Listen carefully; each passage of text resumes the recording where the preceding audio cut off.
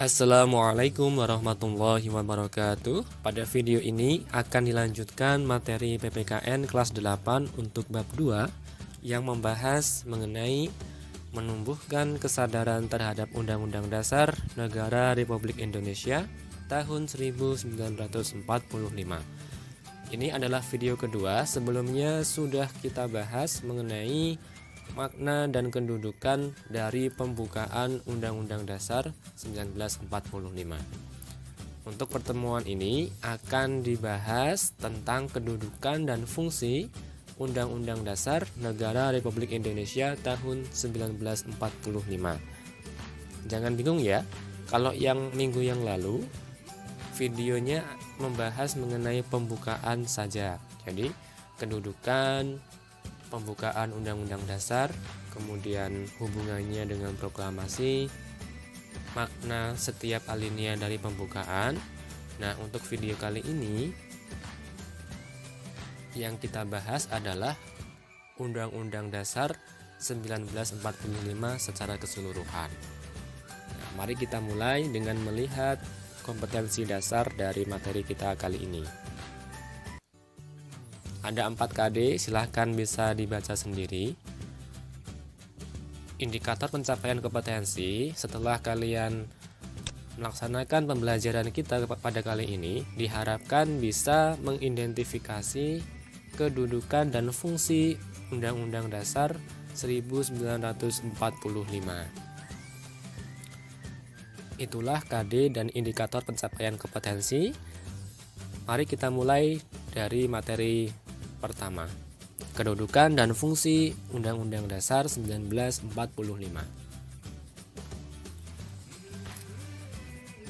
UUD pada awalnya lahir untuk membatasi kekuasaan raja yang pada waktu itu berkuasa sewenang-wenang.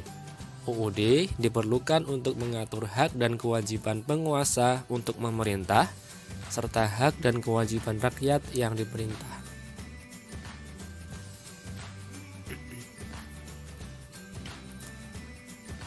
UUD diperlukan untuk mengatur jalannya pemerintahan. Jika suatu negara tidak memiliki UUD, dapat dipastikan akan terjadi penindasan terhadap hak asasi manusia. Latar belakang pembuatan UUD bagi negara yang satu berbeda dengan negara yang lain. Hal ini dapat disebabkan karena beberapa hal, antara lain sejarah yang dialami oleh bangsa yang bersangkutan, cara memperoleh kemerdekaan bangsanya, situasi dan kondisi pada saat menjelang kemerdekaan bangsanya, dan lain sebagainya. Sehingga bisa dipastikan setiap negara pasti punya UUD. Motivasi adanya UUD 1945. Motivasi adanya Undang-Undang Dasar 1945 adalah adanya kehendak para pembentuk negara kesatuan Republik Indonesia sesaat setelah proklamasi kemerdekaan Republik Indonesia, tepatnya pada tanggal 18 Agustus 1945. Hal ini dimaksudkan agar terjamin penyelenggaraan ketatanegaraan negara kesatuan Republik Indonesia secara pasti, sehingga stabilitas nasional dapat terwujud. Terwujudnya ketatanegaraan yang pasti dan stabilitas nasional memberikan makna bahwa sistem politik tertentu dapat dipertahankan, yaitu sistem politik menurut UUD 1945. Lantas bagaimana kedudukan Undang-Undang Dasar 1945? Kalian mungkin pernah mendengar kata konstitusi. Mahkamah Konstitusi juga pernah dengar ya. Sebenarnya apa itu konstitusi? Konstitusi menurut beberapa ahli memiliki arti yang lebih luas daripada Undang-Undang Dasar atau UUD. UUD hanya sebagian dari konstitusi, yaitu konstitusi tertulis. Negara Kesatuan Republik Indonesia sangatlah beruntung karena sejak tanggal 18 Agustus 1945 sudah memiliki Undang-Undang Dasar 1945 sebagai hukum dasar tertulis yang digunakan untuk mengatur jalannya pemerintahan negara. UUD 1945 merupakan norma hukum tertinggi dalam sistem ketatanegaraan Republik Indonesia yang dijadikan dasar untuk penyusunan peraturan perundang-undangan. Kedudukan Undang-Undang Dasar. Sebagai hukum dasar, UUD 1945 berkedudukan sebagai sumber hukum dan merupakan hukum dasar yang menempati kedudukan tertinggi. Dalam kedudukannya sebagai sumber hukum yang tertinggi, setiap peraturan perundang-undangan di bawah UUD 1945 harus berlandaskan dan bersumberkan pada UUD 1945. Sebagai hukum dasar tertinggi, segala peraturan perundangan di bawah UUD 1945 tidak boleh bertentangan dengan UUD 1945. Sehingga kedudukannya sangat jelas, karena UUD 1945 ini sebagai hukum dasar, maka aturan-aturan yang lain yang ada di Indonesia tidak boleh bertentangan dengan isi dari UUD 1945 ini. Jadi, kalau di Indonesia itu peraturan perundang-undangannya memiliki derajat, ya. Yang paling tinggi adalah Undang-Undang Dasar 1945. Nah, ini menjadi dasar, menjadi sumber hukum bagi peraturan-peraturan di bawahnya.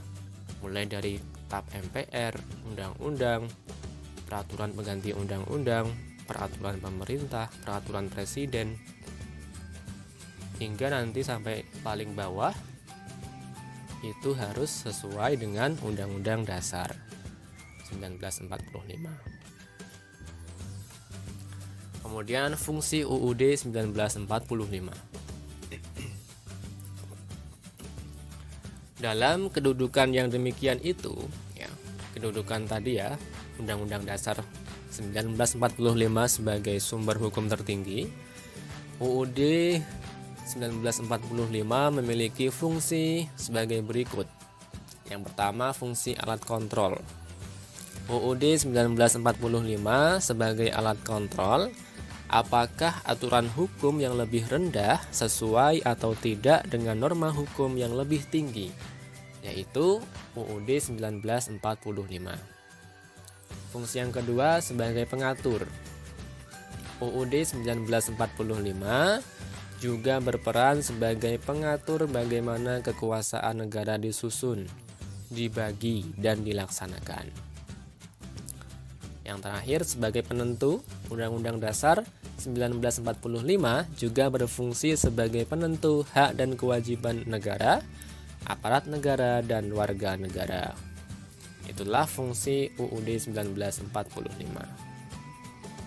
Selanjutnya, mari kita pahami apa itu Undang-Undang Dasar 1945. UUD Negara Republik Indonesia 1945 adalah keseluruhan naskah yang terdiri atas pembukaan dan pasal-pasal. Pembukaan dan pasal-pasal merupakan satu kebulatan yang utuh, yang dengan kata lain merupakan bagian-bagian yang satu sama lainnya tidak dapat dipisahkan. Lebih jelasnya, tentang sistematika UUD 1945 bisa tergambar seperti berikut. Yang pertama adalah pembukaan. Ini bagian pembukaan kemarin sudah kita bahas di video yang pertama. Terdiri atas 4 alinea. Bagian yang kedua adalah pasal-pasal. Nah, inilah yang bisa dirubah atau diamandemen. Sebelum diubah ada 16 bab, setelah dirubah bertambah menjadi 21 bab. Yang awalnya 37 pasal, sekarang menjadi 73 pasal.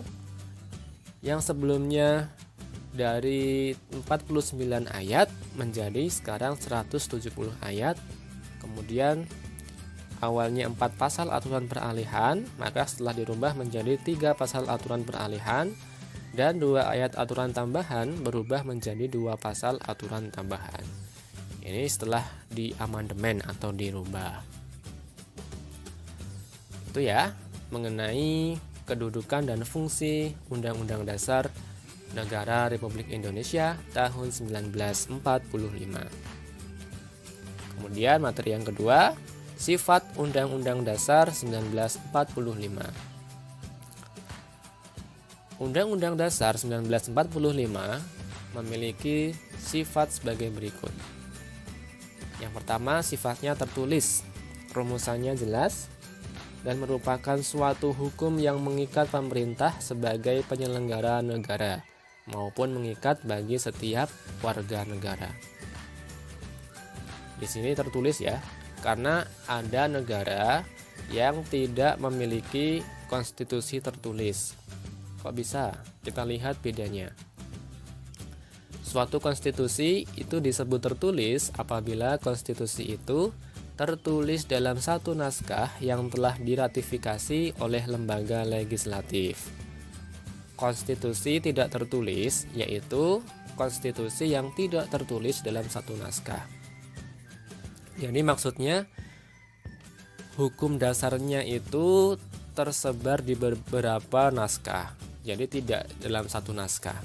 Misalnya di Inggris, konstitusinya dikatakan tidak tertulis karena tidak ditulis pada satu naskah, namun terdapat dalam beberapa undang-undang seperti Magna Carta dan Bill of Rights. Ini merupakan konstitusi tidak tertulis. Kalau di Indonesia, Undang-Undang Dasar 1945 itu merupakan satu naskah yang isinya mengenai hukum dasar saja, sehingga disebut sebagai konstitusi tertulis. Kalau di Inggris ini tersebar di beberapa undang-undang, memang tetap tertulis dalam suatu naskah ya, tapi tidak jadi satu, tidak diratifikasi namanya. Itu namanya tidak tertulis. Nah, kalau Undang-Undang Dasar 1945 ini sifatnya tertulis. Kemudian yang kedua, singkat dan supel, memuat aturan-aturan, yaitu memuat aturan-aturan pokok yang setiap kali harus dikembangkan sesuai dengan perkembangan zaman, serta memuat hak-hak asasi manusia. Kemudian, sifat yang ketiga, memuat norma-norma, aturan-aturan, serta ketentuan-ketentuan yang dapat dan harus dilaksanakan secara konstitusional.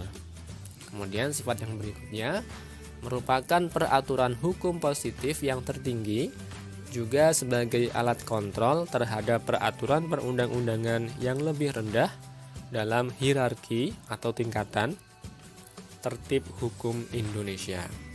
Seperti yang dijelaskan tadi, Undang-Undang Dasar 1945 itu merupakan peraturan perundang-undangan yang paling tinggi di Indonesia, sehingga bisa menjadi alat kontrol bagi aturan perundang-undangan di bawahnya.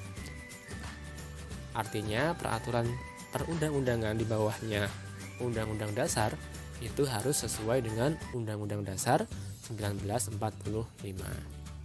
Itulah tadi materi kita pada hari ini mengenai kedudukan dan fungsi UUD 1945.